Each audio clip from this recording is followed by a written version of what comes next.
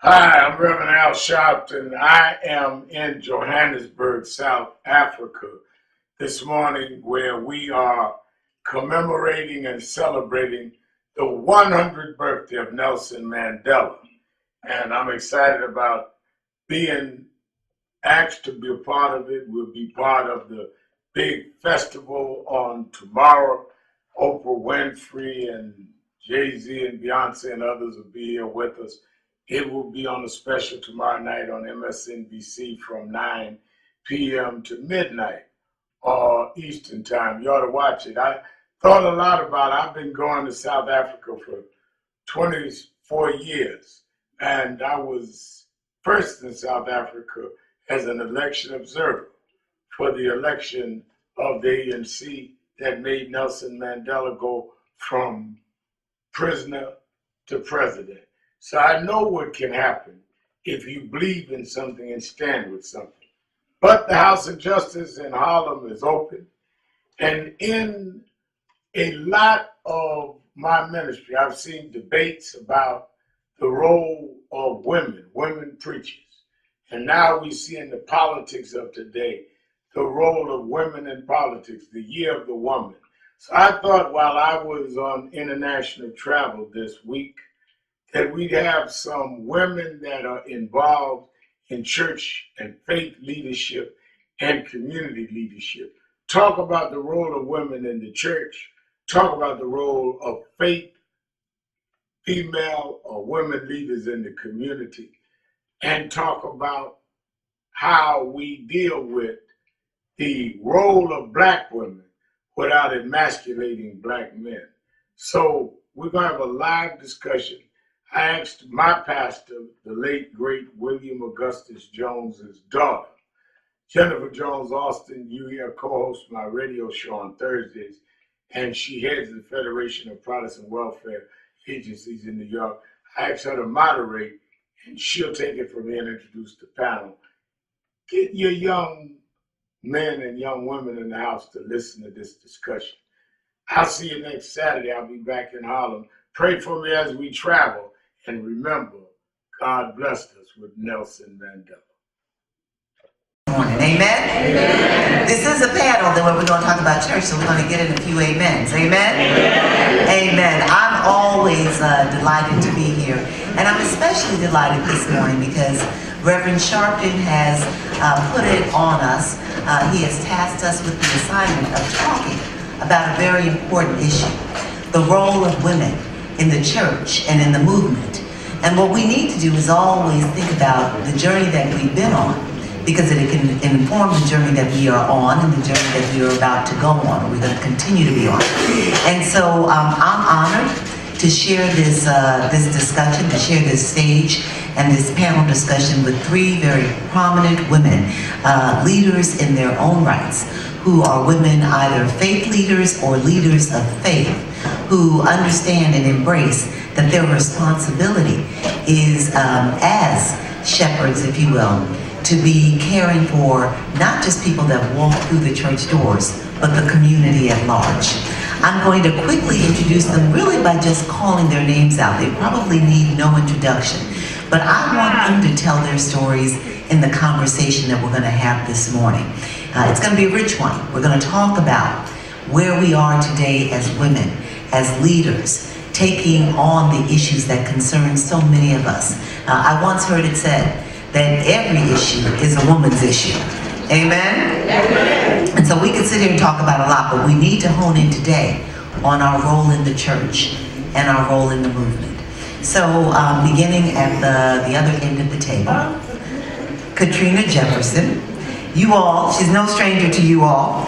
She is a co-liaison of the National Action Network's New York City chapter, and she, like me, is a PK, a preacher's kid. To her left is Stephanie Joy Griggs, youth pastor of the Greater Allen AME Cathedral here in New York in Jamaica, Queens. Getting a report from a few people. And to her left is Pastor Vanessa Brown, senior pastor of Rivers of Living Waters here in New York as well. And Standing to her left and my right, Pastor Lakeisha Walren, co-pastor of First Trinity Baptist Church. Like I said, you won't really need no introductions. And while their resumes, their curriculum vitae, their portfolio of accomplishments could keep us here for at least 2 hours just talking about who they are and how they've shown up in the world. It deserves a lot of mention and discussion, but in the interest of really getting to the heart of the matter, I'm going to ask that they forgive me and allow us to just jump in and talk and let people see who you are and why you deserve all the accolades and the respect that you get. All right? So, let's talk first about the role of women in the church.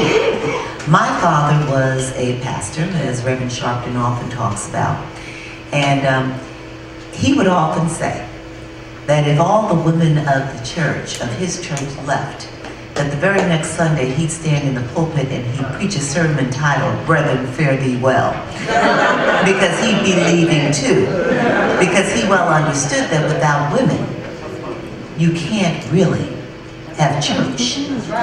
You can't have community within the church, and you can't accomplish all that must be accomplished. So I want us to talk a little bit about the historic role of women, the current role. I want to talk about the continuing tensions that exist within the church, especially when it concerns leadership, and also how we're raising the next generation of women. So I'm gonna begin. I'll begin with you, Pastor Vanessa. Good afternoon. Good morning, really. And so I thank you for that. We know that women have been historically in the church those who have upheld the church financially, those who have upheld the church pretty much in the choirs, but not in the pulpit, and in the kitchen, that's right. And definitely in the kitchen and in the usher board and all areas of ministry historically except for the pulpit. And so now what we're seeing is women rising all over the place in different denominations in terms of working in the pulpit, in terms of ordination, and in terms of licensing to preach. You see women everywhere in the church moving forward in leadership roles, but historically that had not always been the case. Is there one denomination where we see more acceptance and more embracing of women as leaders in the pulpit? I think in my mind, and one of my sisters here can correct me, but I know one of the first denominations that embraced ordination for women in ministry was the United Church of Christ, right? And then from the United Church of Christ, I began to see people that were a part of the full gospel Baptist, because I had to make the distinct, right, a separation, because not all Baptist churches were ordaining women, right? So I think that in my mind, I can remember those particular denominations, but I'm sure that they may have others. Good morning, everyone. And so I appreciate what my sister Vanessa was just speaking to. And I can speak to my own experience, which is growing up in Texas. I was raised in a church that did not believe that God called women to preach. And so there were no women in leadership. There was no woman in the pulpit. There were no women on the deacon board. There was no women on the trustee board. And so I grew up in a place where they believed what the Apostle Paul wrote about women keeping silent in the church. And that's what they profess. Now, Paul also wrote that in Christ there is no male or female. Amen. But they didn't focus on that part. They focused on the women keep silent in the church. And unfortunately, there are still churches today that do not believe in the ordination and licensing of women. And what we're doing is we're setting our daughters up and having them to believe that they are not good enough to be used by God. And so ultimately, that's the direction that we're pushing them in when they don't see women in the pulpit and when they don't see women in leadership. And so I'm grateful to be serving at 1 Corinthian Baptist Church, where my husband, Pastor Michael A. Wallen Jr., is intentional about making sure we have women pastors, we have women in our deacon boards, we have women on our trustee board, because when we have a church that's filled with women but there are no women in leadership, that's called taxation without representation. I need to say this. I was born and raised in 1 Corinthian Baptist Church. And it didn't start with Michael Warren. It started with Reverend T.H. McKenzie Sr., who allowed women to preach. That was the first time I saw a woman preacher. Her name was Reverend Joan J. Brightheart. She was the first woman preacher that I had ever seen. So many women trustees there, but they didn't have women deacons, they called them deaconess, right? So that was the first sign of anything progressive in terms of women in leadership roles. So I wanted to say that. Good morning, everyone. And based on what my sisters shared, this is why I believe it's so important that we have to deconstruct and dismantle and really disrupt this patriarchal system within our church, because it is so important that our young girls learn that they have a voice within our church. They have been traumatized too often in the church and outside of the church, and they have to see other powerful women leading, which is why we thank God for the Elaine Flakes, we thank God for the Cynthia Hales, we thank God for Gina Stewart and the Women's Conference, who empower and affirm women to use their voice even from a young age. So we thank God for those women who give us examples to follow. Absolutely. But to bring it back to your question, I think historically, growing up as a PK, within our own church, there weren't women leaders. Not initially, until my dad was ordained as a bishop in full gospel, and then after that point, there was a shift, and I started to see more women ministers, and then my mom started doing all these women's conferences and bringing great women pastors and speakers, and so that we would be exposed to what's out there, but also embrace the gift that God had placed within us, and not feel like we had to use it on the usher board, in the administrative area. And not saying God doesn't call women or men to those specific areas, but that there was possibilities and there was a life and there was a ministry outside of sitting on that first pew. One of the things that struck me as I did my homework in preparation for our conversation today is that the National Baptist Convention, everybody familiar with the National Baptist Convention? One of the most prominent Baptist conventions or convenings in the nation. The Progressive National Baptist Convention that Dr. Martin Luther King Jr., Abernathy, my father, and a few others founded came out of the National Baptist Convention because the National Baptist Convention did not want to embrace the civil rights movement and take a stand. Would you believe that the National Baptist Convention has on its website today that it is up to churches, individual churches, to decide whether or not women should be in the pulpit or not. Because it's too emotional and divisive an issue. Today, that convention is still maintaining that position such as that. And so it's all the more important for women in positions of leadership, in churches like yourselves, in founding your own churches, women as leaders of faith, to speak truth to this issue, because the pulpits are still so heavily dominated by men that if you don't allow this voice to come forward, or you don't bring it forth on your own, it won't be heard. So let's talk a little bit about what more we can and should be doing to make sure that the role of women in church does not slide back. I mean, we're seeing right now in this nation that there is an effort, a concerted, deliberate effort to slide back on many things, right? We're seeing attacks on affirmative action, right? We're seeing attacks on desegregation, right? We're seeing attacks on the erosion of voting rights. And it creates that space where people would begin to say, well, why not return to an even more patriarchal society? So what should we be doing women of faith, leaders of faith, faith leaders, to make sure that we don't slide back with respect to the role of women in the church as leaders? Well, first, one of the things that we should be doing is, as you said, Jennifer, to continue to speak truth to power.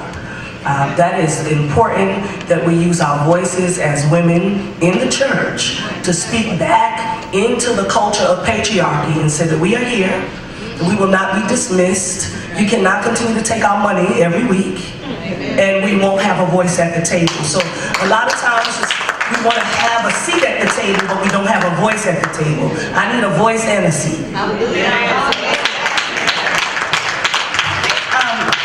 To simplify, keeping it simple, what we should be doing, or we need to continue to do, is to lead. The same way in the civil rights movement or social justice movement, our belief is to stay the plow, to stay focused, to continue to press issues. I think in terms of the church, women continue to lead. That's really, it's as simple as that. If you have a calling on your life to lead in a particular area, getting wise counsel on that, and certainly understanding how to shape it and pursuing the opportunities that are of interest to you, but definitely continuing to lead and not sliding back or not falling into the background is a necessity. And I think we have to confront and call out when we see our brothers and even some of our sisters voice their patriarchal opinions within our church, because it's so important that we confront them so they know that they are wrong. Some people grew up in this patriarchal denominations, patriarchal mindsets, and so we have to confront and call them out and tell them when they are wrong. So we have to have a boldness to speak out no matter if the truth hurts or not. Amen. And I think we also have to stop waiting on invitations. We have to show up and recognize who we are and whose we are, and understand that we don't have to have an invitation to be present and to speak out, that we don't have to wait on permission. Because when we were given permission, when we were created fearfully and wonderfully in the image and likeness of God. And so because someone is not receptive to who we are or how we show up, should not stop us from continuing to be who God called us to be, and to continue to show up and be present in those places and have our mouths open to participate in those conversations that are necessary in order to move us forward. Absolutely. And I'll add that I think that we need to make sure that our girls are still in the church. I will tell you, my first experience with public speaking was 7 years old, being given the opportunity in connection with Martin Luther King Jr.'s birthday to recite the I Have a Dream speech in the pulpit at my father's church. And that made me stand tall, and I was proud, and I felt like I had a voice that needed to be heard. We sometimes forget that it's in the church where most of us developed, our public speaking skills, our, teamwork skills, had our first role, our first leadership roles as, president of the usher board, right? So we need to make sure that we keep our children in the church. Is that fair? Absolutely. You all grew up in the church? Absolutely grew up in the church, exactly. And one more thing is that we need to also make and create spaces for entrepreneurial ministry. That means that you may have to step away from the space that you were in, from that place of patriarchy, from that place that continues to hold you in a space where they won't allow you to bloom and blossom and grow into the space, from that place they won't ordain you, and start creating spaces and places like I did, that speak to who I am as a same-gender loving woman, but as a preacher, as a black clergy woman, right? And we have to be able to do those things, and we can, because we have that power, we have that ability, we have influence, and we have resources. And when we don't have resources, we know how to find it. I want to add one other thing, which is the church cannot be afraid to grow and evolve. pastors cannot be afraid to change their minds, to learn something new, and to lead in a different way. So a church that maybe didn't ordain women 20 years ago that you've been called to, there's no reason that you have to continue in that legacy. If God is speaking to you and saying something different, then you have the opportunity to do something different.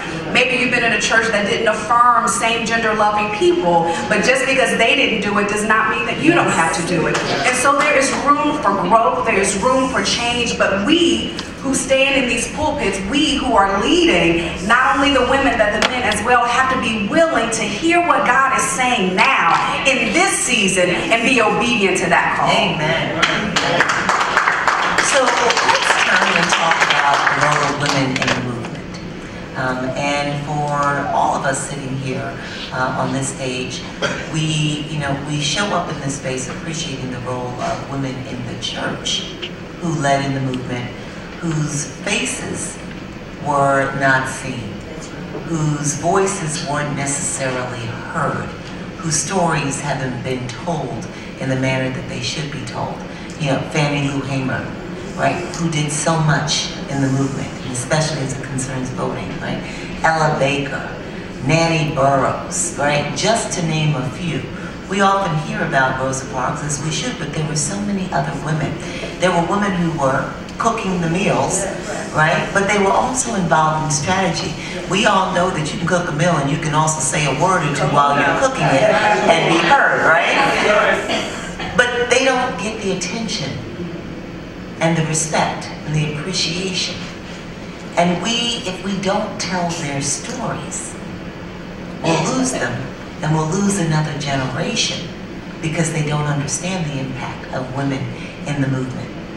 So we're seeing right now across the country women taking leading roles when it comes to Congress. The greatest number of women about to sit in the next session of Congress. That's huge. Historical numbers of Black women as judges. Did you all see that in Texas? That's big. Tennessee, legislators, Black women. Powerful, right? What are we supposed to be taking from this at this time, and what are we supposed to be doing with it? Well, the first thing that comes to mind, especially considering that there's a generation that is getting left behind, right?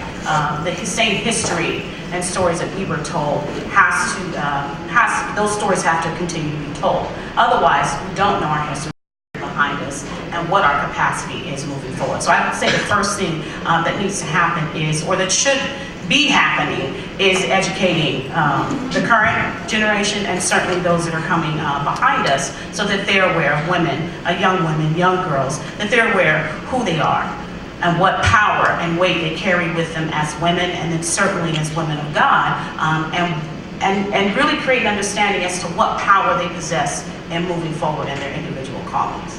Would you say a little bit about how you're using your role as the co-liaison of the NAN chapter in New York City to do this work? It's funny because I thought about that the other day. Everything that I do, what I've understood just in life is functioning from the space of ministry and the space of service. I didn't get that until probably about 10 years ago. I became more present to it, and then made sure that everything that I did from that point, or coming into this awareness, so to speak, everything I did from that point functioned from the space of ministry. I'm ministering on some level, and I'm also serving, which I'm very passionate about. And so here within the National Action Network, everything that I do, whether it's project related, running copies, planning an event, or being a support on an event, is from the space of ministry and service. I'm always aware of the people, our contingency, the community, the public, whether it's in the supermarket up the street or certainly here at the House of Justice, that I'm here. Part of my calling is to serve and to minister in a number of different ways. And that happened, and understanding that ministry it exists within the church, but there's a world out there outside of the church. And so for me, it's been really helpful to, one, connect it, to own it, to embrace it in its entirety, and understand how to maneuver it. And it's something that I practice every day. I minister and I serve, and that's it. If it doesn't fall within that realm, it's nothing that I really get myself involved in. How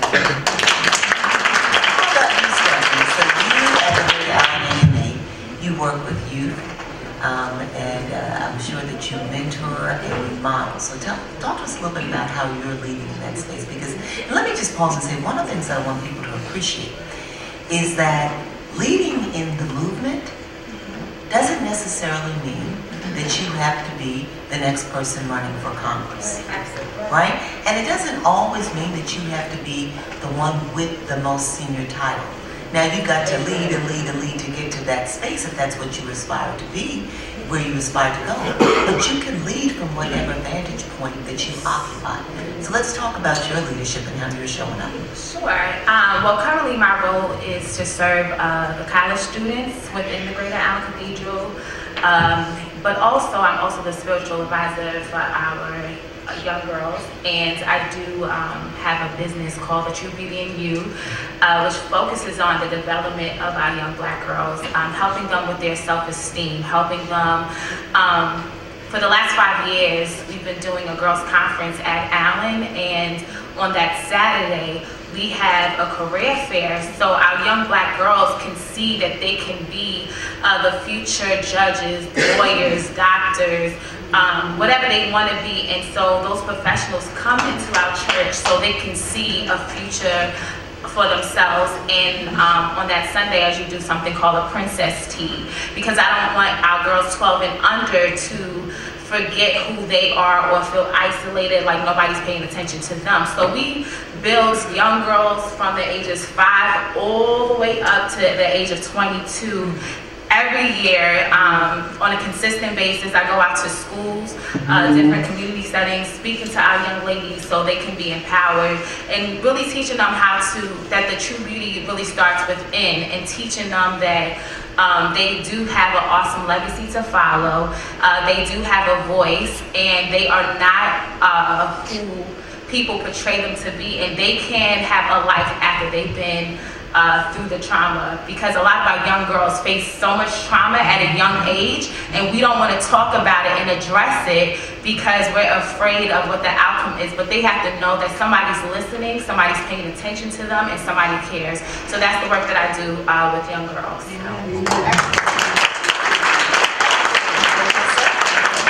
Tell us about you and how you're leading. So I am a part of a great organization called the Fellowship of Affirming Ministries, where Bishop Yvette Flunder is our presiding bishop. And we do work all around the country as well as in about 4 other continents, 4 other places, right? And so part of that work is around LGBT issues, being on the front line as it relates to social justice issues. Part of that work is also around women and children. Part of that work is around, feeding the homeless. Part of that work is around HIV and Hep C testing. So those are all the things that I'm involved in that we do currently at the church now, Rivers of Living Water, and as well as through our 501c3 Love and Light. And I think it's especially important around housing issues. And so we work with people around housing issues, those who are have been put out by their families, young adults, teenagers, and adults who have been separated from their family for one reason or another. Most of the time it's because they're single and loving. And they come to New York City, they don't have a place to stay, they don't have a place to go. We work very closely with a lot of the shelters and a lot of other housing specialists to make sure that these people are, they find a place to stay, and not only do they find a place to stay, but they're able to get on their feet with regards to, if they need health care, if they need GED experience in terms of going to school and trying to get back into school, and all of those things that people need to sustain themselves and move forward, and getting into social service. And once we get you into that place, we don't want you to stay in that place, right? We find ways to help you to empower yourself to move from that place. It's just a stepping stone because you don't have anything at this point, but you're trying to get something, right? And so we help you to establish yourself in that way to move on with your life. And we've had people to do great things, to graduate from college, to graduate with their master's degree, to get their GEDs, to have their own places and spaces. It's been a very rewarding experience. Yes, ma'am. And so certainly at FCBC, we are intentional about telling our stories. Because when we tell our stories, it helps people to understand that they don't have to be perfect in order to be powerful. And so when I present, people look and say, oh, they make assumptions about me. Not knowing that I grew up in a house where there was domestic violence between my mother and my stepfather. Not knowing that I grew up and was molested by my stepfather. Not knowing that I had a child out of wedlock. Not knowing that my own church didn't want to serve me communion because I was pregnant and unmarried. And so in telling those stories and letting people know that those things that have sought to conquer you, that you have survived, but not only have you survived, but now you are qualified to lead. And so some of us think that our qualifications to lead come from our degrees or our bank accounts or our titles, but our qualifications comes by a heart that's been broken and put back together again. With God, all things are possible. So no matter how much we've been crushed in our past, we are still here, which means that we are still victorious. And so in pushing that message forward, helping others know you are the embodiment of infinite possibilities, helping others know that you are the dawn and the dark. You don't have to be perfect, like I said, to be powerful, is a way to help this next generation understand that leadership is not necessarily about who you know, it's more about whose you are. And that is what qualifies you to be a leader. There is a point that I'd like you to talk a little about. You are co-pastoring with your partner in life, with Reverend Michael Ward. And I've been married for 25 years, and so I'm just going to put out there that may not always be easy. I don't know, maybe I'm projecting. But you all seem to do it very well. And so I think that's another model that, that we need to hear about, like women leading and co-pastoring. Can you tell us a little bit about that journey? Absolutely. It certainly has been a very fulfilling journey, but a journey that has had so many challenges. And so my background is in education. I served up through teacher, assistant principal, and so when I was called into the church, it was certainly not anything I was anticipating to be in full-time ministry. And then there was this period of having to get used to working with the person that you are living with and are intimately involved with. And so those have brought their challenges, but I think that we do a great job of balancing each other. He's a super visionary, I'm a super detailed person. He's a super people person, I'm a super paper person. And so those things have worked together to I feel, give and inspire young girls specifically to know, man, I can do that. And when I say do that, it means tell my story, not be ashamed, encourage and inspire others, and know that I'm not disqualified because of who my mom is or who my dad is or where I live or what neighborhood I come from, but that I can move forward. So it's providing a healthy model. I think that others can look toward, but not necessarily to be like, right? Because you ought to be better than me. You ought to be striving to have a better relationship to me, to be a better pastor than me, to be a better preacher than me. But it certainly gives them a direction to look toward. I like it. It's like a leadership. It's not leadership despite your circumstances. It's being a leader and being able to serve ably because of your circumstances. And that's what we have to teach our children. So let's talk a little bit about the movement. And from your respective vantage points, what do you believe are the issues about which we should be most concerned as women, as leaders, as we see what's happening in our country? What are the things that you, with your post as leader, you're taking up and saying, this is an issue that I need to be front and center? So I think every day, I'm posting on Facebook pretty much. And my main issue is with women and children. What we are seeing now in the crisis that's at the border is unfathomable. To see children being tear gassed, and to see women being tear gassed, to see families being separated. It's heartbreaking. And I believe that we don't have true ministry if we don't care for our children. I hope you hear me. If we don't care for our children, and if we don't care for our seniors, right? And so I think that somewhere along the way, America has missed the mark, and it is continuously missing the mark. And I want to call us back to and recall us back to the places and spaces where we know that God has been good to us, where we've seen God's work in our life. And we know of God's goodness and God's mercy when we needed help in our times of need.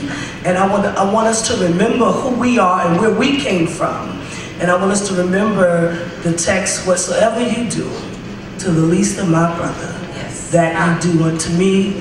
And I also want us to remember that we ought to love our neighbor as ourselves. Amen. When they first began showing us the taking of children from their mothers at the border, hearing an elected official say, "This is America. Can you believe this is happening in America?" And I thought, well, it happened in America. You know, with slavery, that's where you all first started taking children from their mothers and not thinking twice about it.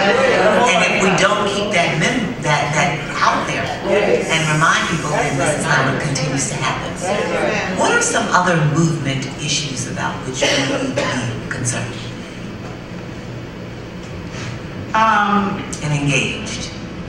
And we're certainly seeing it, I would say, in the healthcare arena. Women's reproductive rights is certainly something that we're hopeful that in 2019 we see more progress or attention or action taken towards that. Education, equal and fair pay and wages are certainly issues that I would think.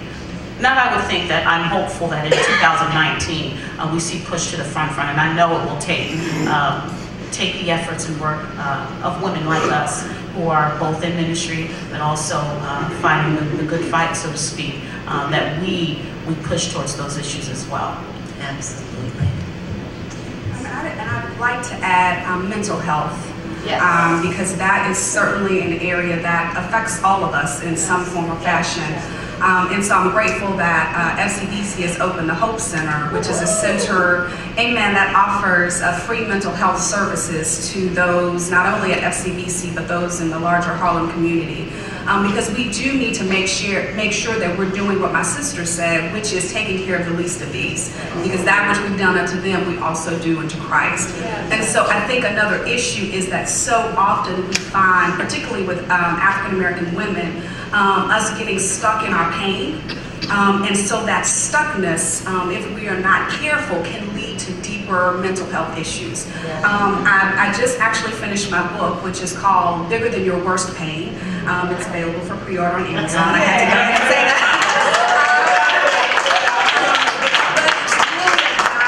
To help women specifically understand that there is no pain that you cannot get through, and that there is no glory in suffering unnecessarily. And that is something we were talking about earlier, that the church has taught us, well, if you're suffering and you're suffering for God, then your living is not in vain. And I believe that absolutely, but I don't have to look for suffering. I don't have to stay in suffering. I don't have to get stuck in suffering. Suffering will come to all of us, but we're intended to overcome it so that God can get the glory out of who we are and what we do. And so I think that mental health is a piece that we're not paying enough attention to. An example of that is even the opioid crisis that we're going through, where there's so much attention that's being given to opioid, but when our communities were dying because of crack, there was no help, there was no money coming. And so how we look at these issues, how we serve issues around mental health and around substance abuse, I think are really, really key importance to how our communities move forward. And to say also, the opioid crisis, you know, they call it an opioid crisis, but you know, I grew up right there on 116th Street. And y'all know Dewey Square is right there. And if you grew up in the 70s, that you know Dewey Square was full of heroin addicts. And nobody cared that black people were dying every single day from what they call the opioid crisis now.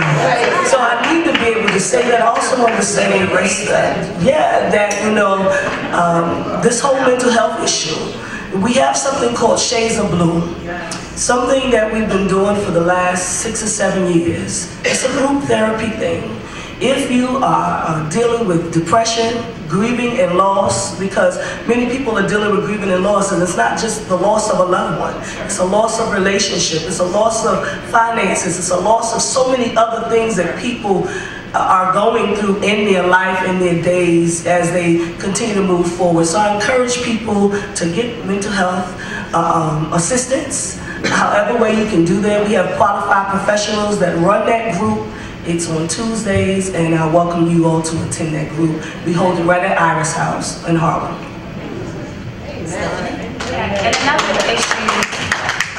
another issue I believe that we need to pay more attention to is sex trafficking.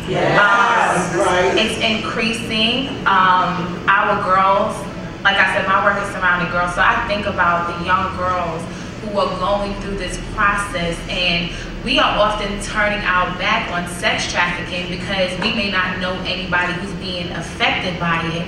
But I feel like that's why we have to go out in our communities and see what's going on, because in South Jamaica, Queens, right on South Road, there are girls being going through sex trafficking right there in our community. And so we need to just pay more attention to that issue. And I feel like a lot of the underlying issue to many of our issues is sexism.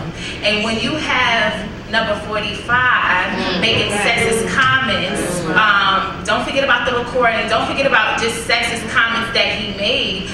We have to realize that we have to address this demon of sexism as well. So that's what I'm saying. Amen. And one other issue that is often, Reverend Sharpton never fails to remind us all of the importance of voting.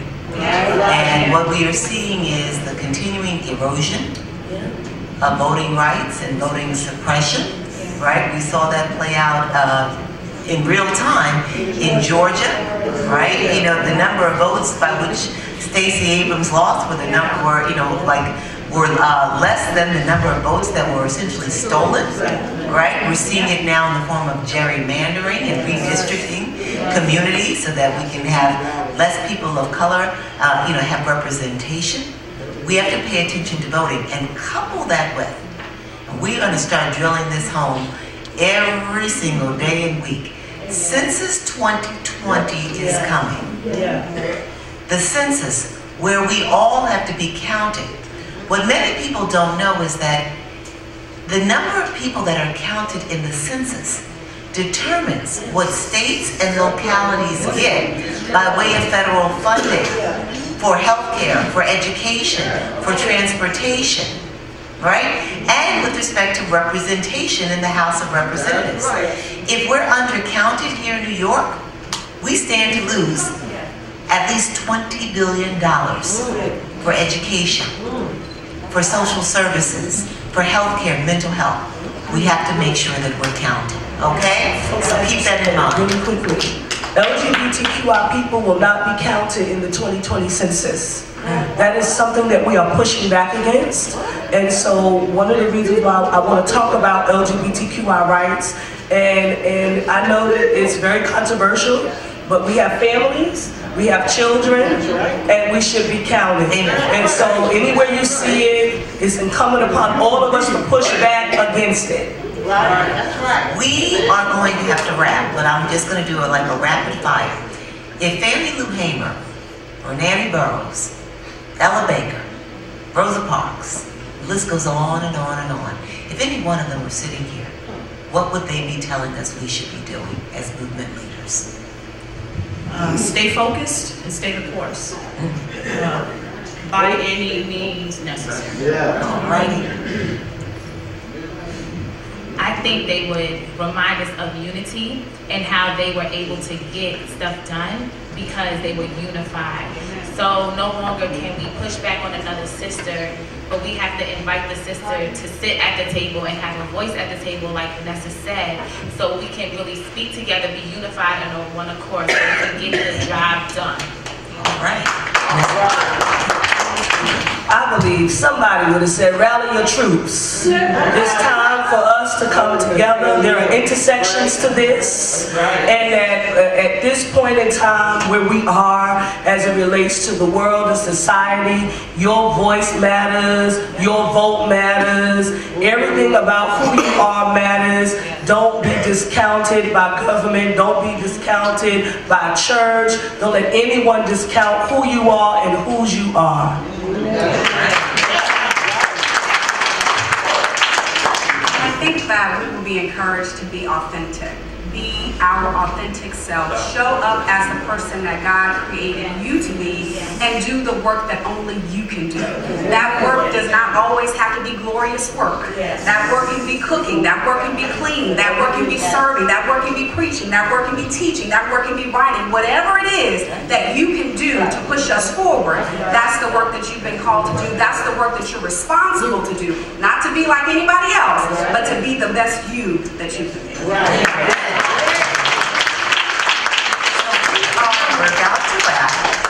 Some of you have already done this. You've told us maybe what you would tell your younger self. But you talked about creating space at the table. Unity. You talked about staying focused, right? Being who you are. What should we be specifically, like what's that one thing we want the little girls who are going to lead tomorrow? What do we want them to know? 30 seconds. We got 30 minutes. Oh, okay. So, take a little time. You know what? There is an article that's going around Facebook about a young girl who was in school telling the kids she had black girl magic. And all these little white girls start crying because she said she had black girl magic. And so the principal of the school contacted the mother and asked, can you talk to her? And it's like, talk to her about work, what? So you know what I would tell every little girl? If you can hear me, keep your black girl magic and let people know that you have black girl magic and no person can take it away from you.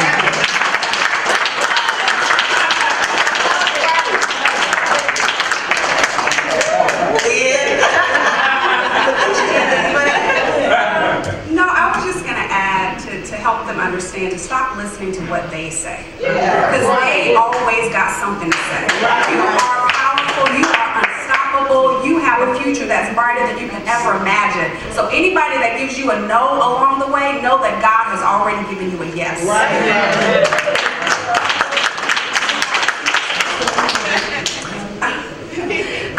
The name of the book is Bigger Than Your Worst Pain, and it's a spiritual guide to pushing past the pain and living your best life.